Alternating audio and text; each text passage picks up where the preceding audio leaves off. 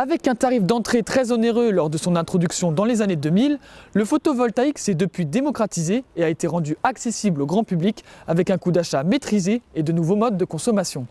Communes, particuliers et entreprises se lancent dans cette aventure du solaire. Mais est-ce réellement une bonne affaire? Tristan Recli a tenté de répondre à cette question.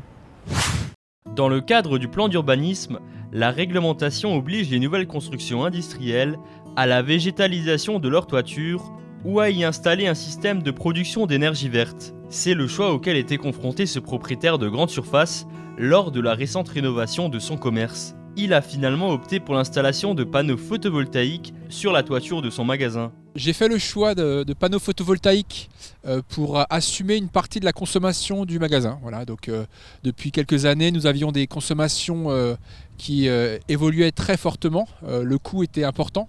Donc actuellement, nous avons une installation qui couvre 30 à 40% de notre besoin électrique. Le toit est ainsi plus isolé, cela atténue les effets des intempéries.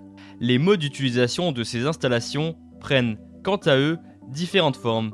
L'énergie produite peut être proposée à l'autoconsommation pour couvrir les besoins du bâtiment ou simplement pour être revendue à EDF, comme c'est le cas de ce hangar de stockage municipal situé en périphérie de la ville de Mulhouse. L'autoconsommation telle qu'on l'entend aujourd'hui, c'est avec un site qui doit avoir des consommations régulières d'électricité. Ici, ce n'est pas le cas. On a des consommations qui sont assez variables et de toute manière, il y a 10 ans, ces systèmes d'autoconso n'existaient pas, donc on réinjecte. En moyenne, la rentabilité économique d'une installation photovoltaïque est atteinte en 10 à 12 ans. Il y a 10 ans, EDF Obligation d'achat avait une politique tarifaire qui était très intéressante et donc on a bénéficié des tout derniers contrats qui avaient des valeurs très élevées, à savoir 60 centimes par kilowattheure. Et le principe de ce tarif de rachat, c'est d'équilibrer et de permettre à nous, à n'importe qui, un privé, un particulier, d'installer du photovoltaïque. Et le prix va être indexé pour qu'il y ait un taux de retour sur investissement. L'énergie photovoltaïque est produite grâce à la captation des rayons du soleil par les panneaux. Elle est ensuite convertie en courant électrique standard grâce à des onduleurs, puis est injectée dans le réseau électrique du bâtiment. Même si les départements les plus propices au photovoltaïque sont les régions du sud, en raison de leur grand nombre d'heures d'ensoleillement, cela n'empêche pas certaines régions, comme l'Alsace, de développer et mettre en place des projets toujours plus novateurs. En témoigne cette installation réalisée sur une surface de toiture plate implantée à Sausheim. C'est une installation qui profite en fait à l'ensemble de la zone, puisqu'autour de ce bâtiment, il y a toute une zone commerciale qui travaille du lundi au samedi et qui consomme de l'énergie.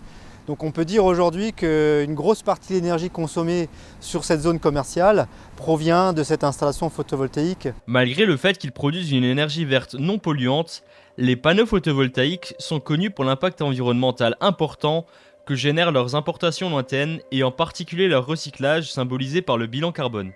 Les producteurs de panneaux sont implantés dans des pays européens avec une réputation commerciale forte, mais en réalité, la production est localisée dans des pays asiatiques, notamment la Chine, la Malaisie ou encore l'Inde.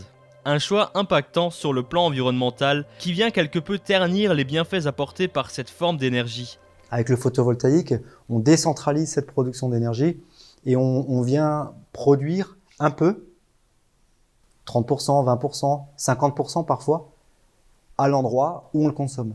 Au fur et à mesure qu'on va développer cette énergie, on va soulager les réseaux et pouvoir, au fur et à mesure, se passer peut-être de certaines centrales vieillissantes. L'énergie photovoltaïque introduite sur le marché français connaît une croissance lente et timide. De toutes les énergies renouvelables, elle est la moins représentée en France avec une participation aux besoins énergétiques national de seulement 3,4% en 2020. L'avenir du photovoltaïque en France s'avère pour le moment incertaine, notamment pour des raisons technologiques. Le photovoltaïque présente un inconvénient majeur, c'est que la nuit, il produit rien, en hiver, il produit peu, voire rien s'il neige. Donc on est sur une production d'énergie irrégulière et instable. Et tant qu'on n'aura pas réglé le problème du stockage, le photovoltaïque ne pourra pas devenir la première source d'énergie pour nous alimenter en électricité. Cette énergie possède donc un nombre d'avantages non négligeables, mais qui a tout de même ses limites. Elle s'impose à court terme comme une source d'énergie complémentaire intéressante et fiable.